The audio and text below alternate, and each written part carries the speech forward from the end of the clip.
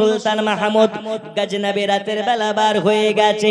বন্ধুরে আমার সোনা মানিকেরা, গজনবী শহরের একটি বাজারে একটা মাদ্রাসা তলবে ইলম, একটা মাদ্রাসার তলবে ইলম। আপনার কিনা অতি দরিদ্র ঘরের ছেলে, বাড়িতে তার বাবা নাই, বাড়িতে তার মা নাই, একদম অসহায় ঘরের একজন বাচ্চা ছেলে। বাড়িতে লম্প না থাকার কারণে, লাইট না থাকার কারণে, চিরাগ না থাকার কারণে বাজারের একটা লাইটের হাওলাত নিয়ে সে পড়াশোনা করে। আচ্ছা শুনেছেন না, ঈশ্বরচন্দ্র বিদ্যাসাগরের বাড়িতে লম্প ছিল না, তাই ল্যাম্পোসের লাইটের সাহায্য নিয়ে পড়েছে। তো সুলতান মাহমুদ গজনবী রাহমাতুল্লাহ আলাইহির যুগে একটা মাদ্রাসা তালিব ইলমের বাড়িতে চিরাগ ছিল না, লম্প ছিল না, তেল ছিল না, যে কারণে একটা বাজারের লাইটের হাওলাত নিয়ে তিনি রাতের বেলা পড়াশোনা করছেন। বন্ধু আমার সোনা মানিকেরা, শুধু তাই নয়, এই মাদ্রাসা তালিবে ইলমটা বাজারের একজন দোকানদারের আপনার চিরাগের লাইটের হাওলাত নিয়ে পড়াশোনা করতেছেন। ইতিমধ্যে সুলতান জাহাপানা তার সফর সাথীদেরকে নিয়ে সেই রাস্তা দিয়ে হেঁটে হেঁটে যায়। যেতে যেতে দেখতে পাই একজন মাদ্রাসার তালিবে ইলম বাজারের একটি দোকানের লাইটের হাওলাত নিয়ে পড়তেছে। ওই সময় সুলতান মাহমুদ গজনবী সবাইকে দাঁড় করিয়ে দিলেন, দাঁড়িয়ে যাও, থেমে যাও, থেমে যাও, থেমে যাও। সুলতান মাহমুদ গজনবী আপনার কিনা সওয়ারি থেকে নেমে গেলেন। নামার পরে ওই মাদ্রাসা তালিব ইলমটাকে দেখতে পেলেন, আর তালিব ইলমের কাছে গেলেন। যাওয়ার পরে বলে, বাবা মাদ্রাসা তালিব ইলম রে, শিক্ষালয় ছেড়ে, বাড়ি ছেড়ে, বাড়ি ছেড়ে, মাদ্রাসা ছেড়ে তুমি বাজারের দোকানের লাইটের কাছে কেন পড়তেছো রে বাবা? বাড়ি থেকে পড়তে পারো না, মাদ্রাসা থেকে পড়তে পারো না, তুমি এই দোকানের লাইটের হাওলাত নিয়ে পড়তেছো। সুলতান মাহমুদ গজনবী রাহমাতুল্লাহ আলাইহি ওই মাদ্রাসা তালিব ইলমটা বলেছিলেন, ওগো হুজুর জাহাপানা, আমি একদম অতি দরিদ্র ঘরের ছেলে, আমার পিতা নাই, মাতা নাই, আমি একজন এতিম। আমি যে বাড়িতে পড়াশোনা করব, বাড়িতে একবেলা ঠিক মতন খেতেই পাই না, তারপর লাইটের হাওলা, লাইট জ্বলিয়ে কেমন ভাবে পড়বো?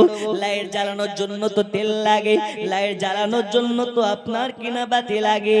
হুজুর আপনাকে বলি, আমি হলাম একজন অসহায় দরিদ্র এতিম বাচ্চা, এজন্য মাদ্রাসায় না পড়ে এই বাজারের দোকানদারের লাইটের হাওলাত নিয়ে পড়তেছি। সুলতান মাহমুদ গজনবী রাহমাতুল্লাহ আলাইহি তখন চোখের পানি ফেলতে ফেলতে আল্লাহর কাছে দোয়া করেছিলেন, আল্লাহ, একজন মাদ্রাসা তালিব ইলম যদি এই রকম ভাবে কষ্ট করে পড়াশোনা করে, আর আমি সুলতান মাহমুদ গজনবী, আমার কাছে যদি খবর না থাকে, আমার কাছে যদি খবর না থাকে, কাল হাসরের ময়দানে, কাল হাসরের মাঠে আমি আল্লাহর নবীকে মুখ দেখাতে পারবো না, পারবো না, পারবো না। ওগো আল্লাহ তাআলা, আমি সুলতান মাহমুদ গজনবী, আল্লাহ আপনি আমাকে মাফ করে দিন, আর আমাকে এই দেশের জন্য আমি সুলতান, আমাকে কবুল করে নিন। আল্লাহুম্মা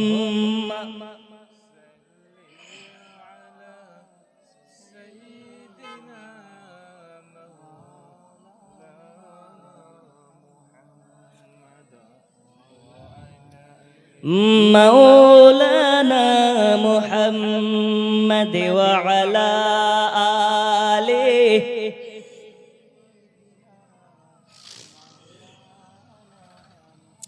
সুলতান মাহমুদ গজনবী রাহমাতুল্লাহ আলাইহি বলতেছেন, আল্লাহ গো, একটা মাদ্রাসা তালিব ইলম কষ্ট করে, এত কষ্ট করে পড়াশোনা করে, আর আমার কাছে যদি এই খোঁজ না থাকে, কাল হাসরের ময়দানে আল্লাহর কাঠগড়াতে দাঁড়িয়ে নবীর সামনে মুখ দেখাতে পারবো না। জোরে বলা যাবে না?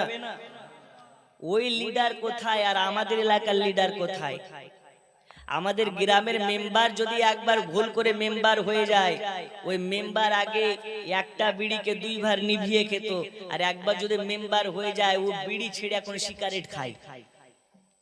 কথা কি ভুল বলছি আমি? ও যদি একবার ভুল করে নেতা হয়ে যায়,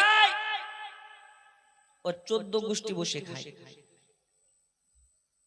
আর ইনি সাধারণ কোন মেম্বার নয়, সাধারণ কোন নেতা নয়, ইনি একজন সুলতান হয়ে আল্লাহর কাছে রুনাজারি করছে, আল্লাহ আমাকে মাফ করে দিন, যদি এই তালেবে ইলমটার চোখের পানির বদদুয়া আমাকে লেগে যায়, কাল হাসরের ময়দানে আমি নবীকে মুখ দেখাতে পারবো না।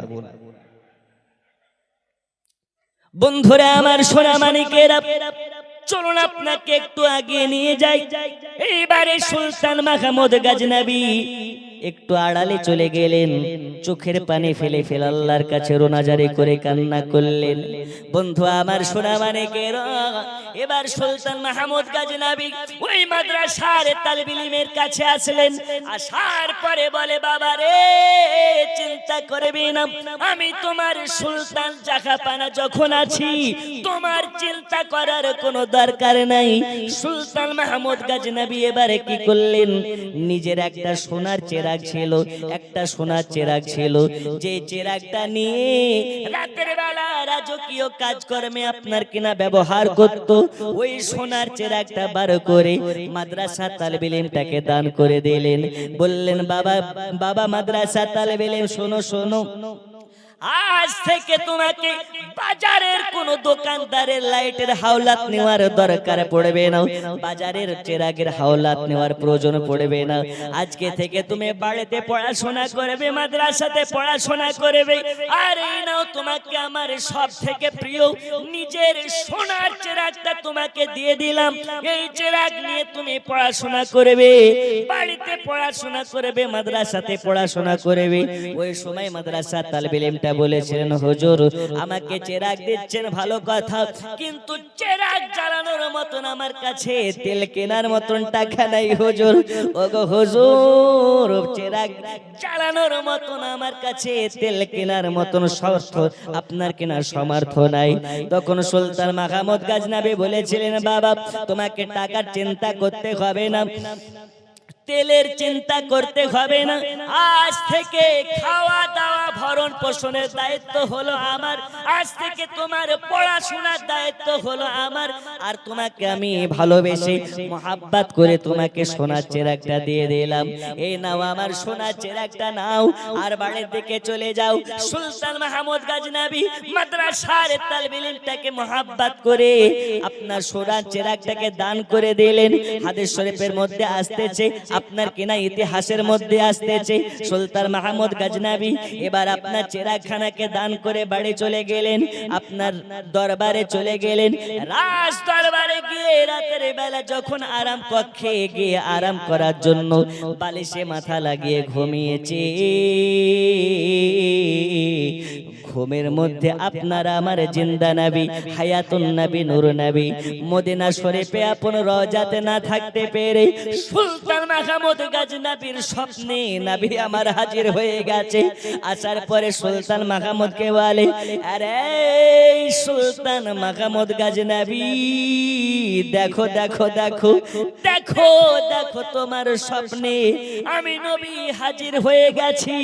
দয়াল নবী আমার যখন স্বপ্নে মাঝে হাজির হয়ে গেছে, সুলতান মাহমুদ গজনবী নবীকে আমার সালাম দেওয়ার জন্য দাঁড়িয়ে গেছে। আসসালাতু ওয়াসসালামু আলাইকা ইয়া রাসূলুল্লাহ, আসসালাতু ওয়াসসালামু আলাইকা ইয়া হাবিবাল্লাহ। নবী গো, আপনাকে যারা স্বপ্নে মাঝে দেখে নাই, আল্লাহ তাআলা তার জন্য জাহান্নামকে হারাম বানিয়ে দেয়। ওগো নবীজি, নবীজি আপনাকে যারা স্বপ্নে মাঝে দর্শন করে নাই, আল্লাহর নবী বলেছে তার জন্য জান্নাত ওয়াজিব হয়ে যায়।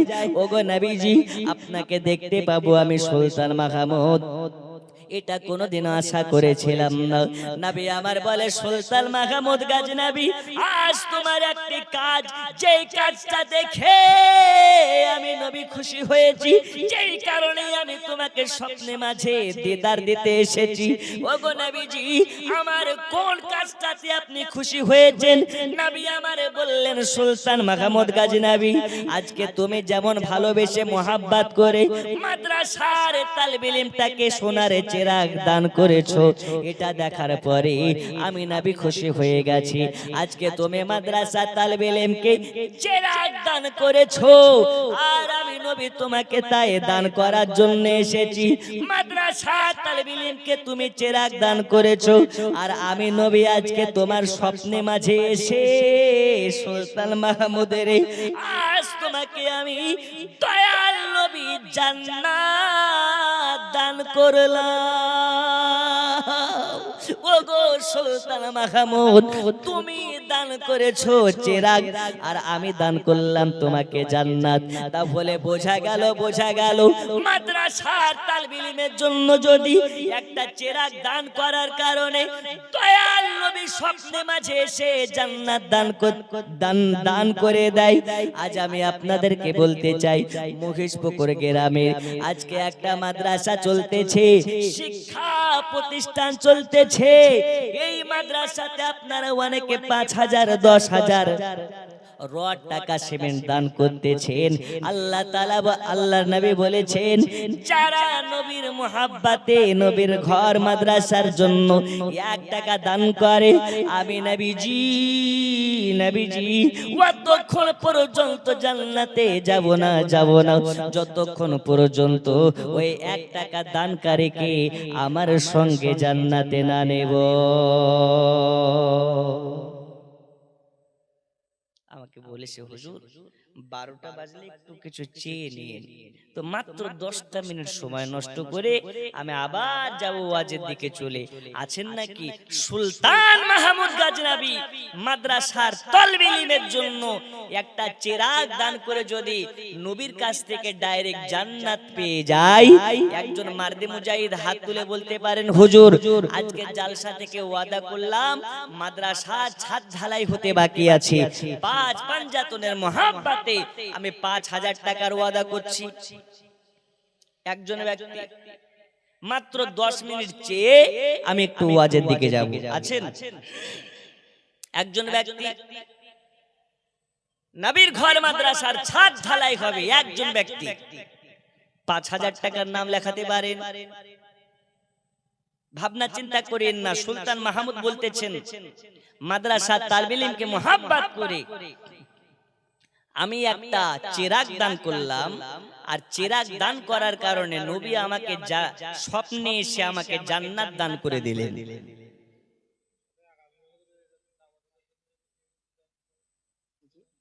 হ্যাঁ, তাবারুকের জন্য জিজা দিবেন ইনশাআল্লাহ তাআলা।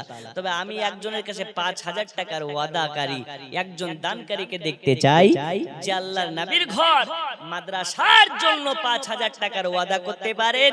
আপনাকে 2 মাস সময় দেওয়া হলো।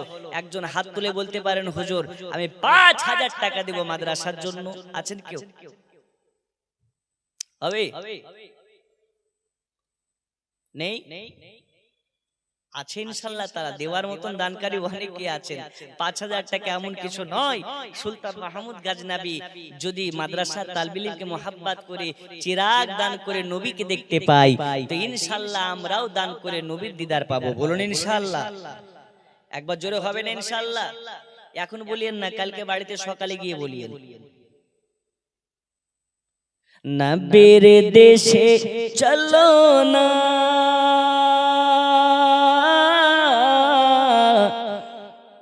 জিয়ারতে ওই মদিনা, স্বপ্নে আমি দেখি সোনার মদিনা।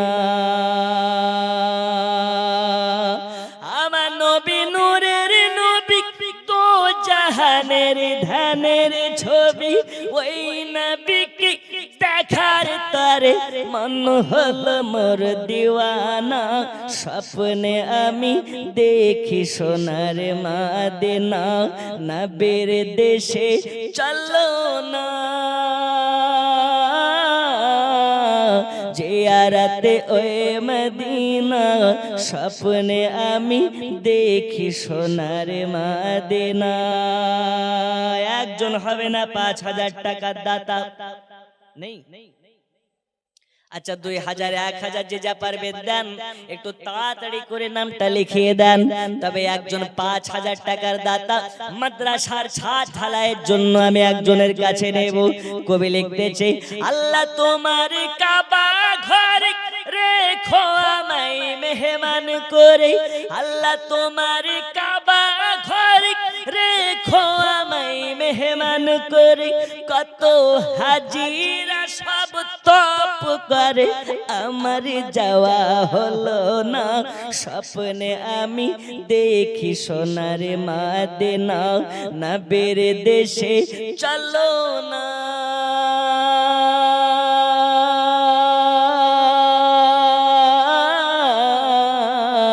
জিয়ারতে ওই মদিনা, স্বপ্নে আমি দেখি সোনার মদিনা। জোরে বলুন। একজন নেই 5,000 টাকা? কি নাম?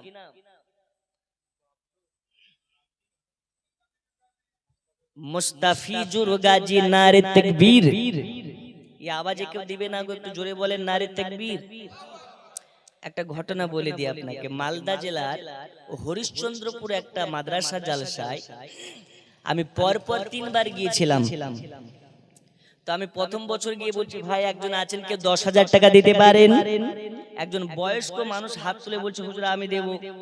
তো তারপরের বছর গিয়েছি,